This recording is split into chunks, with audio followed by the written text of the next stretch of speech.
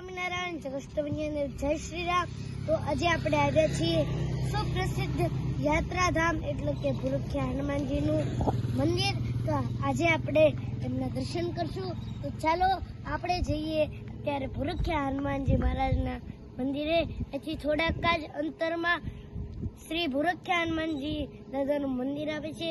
તે આપણે જઈએ અને દાદાના આશીર્વાદ લઈએ।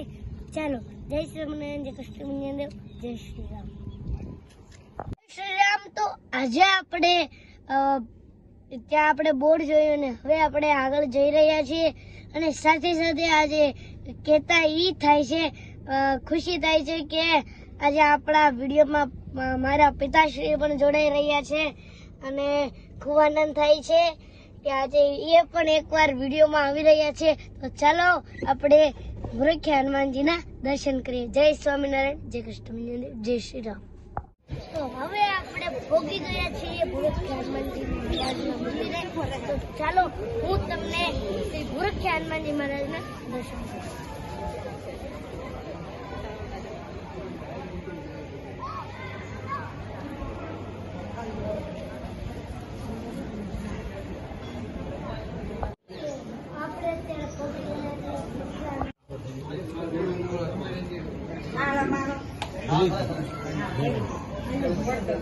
આ થાળી લઈ લો।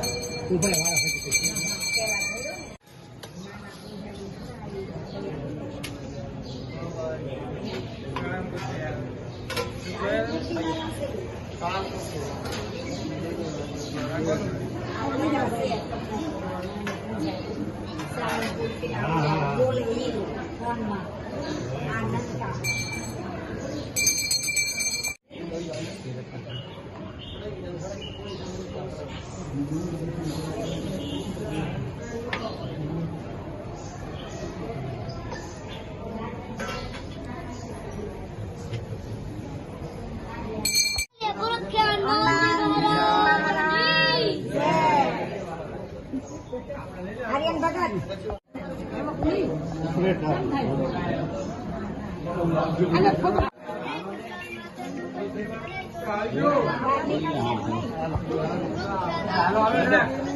હાલો દેજો। હા દાદા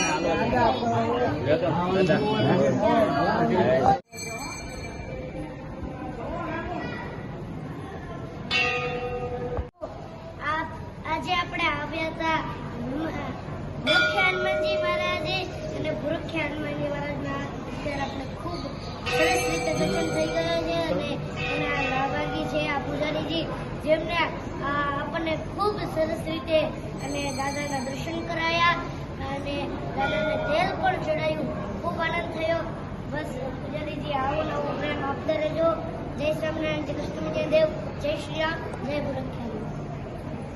તમે અહીંયા મંદિરે આવશો તો તમને અતિથિ ગૃહ એટલે કે રોકાવાની પણ વ્યવસ્થા મળશે અને અહીંયા જે લોકો આવ્યા હોય ભક્તો માટે ભોજનાલયની પણ એક વ્યવસ્થા છે અને અહીંયા બાજુમાં જ છે શ્રી ભૂરખિયા હનુમાનજી મહારાજની મેન ઓફિસ।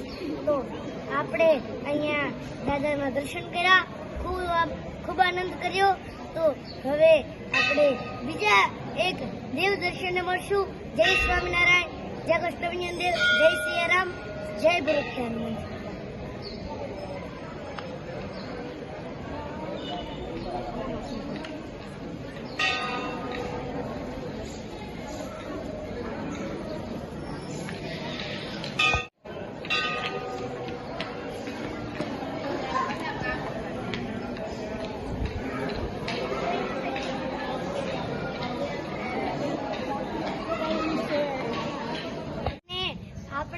જ્યારે ભૂરખિયા હનુમાનજી મહારાજના દર્શન કરવા આવી ત્યારે યાત્રાળુ માટે એક મુખ્ય મેન ગેટ પણ છે। સાથે સાથે તમારે હનુમાનજી મહારાજને તેલ અથવા શ્રીફળ ધરાવવું હોય તો અહીંયા બાજુમાં એની દુકાનો પણ છે। તો તમે દાદાને પ્રસાદ પણ ધરાવી શકો છો। જય સ્વામિનારાયણ, જય કૃષ્ણ। હવે આપણે મળીએ એક બીજા દેવ દર્શને। જય સ્વામિનારાયણ, જય કૃષ્ણ, જય શ્રી રામ, જય ભૂરખિયા।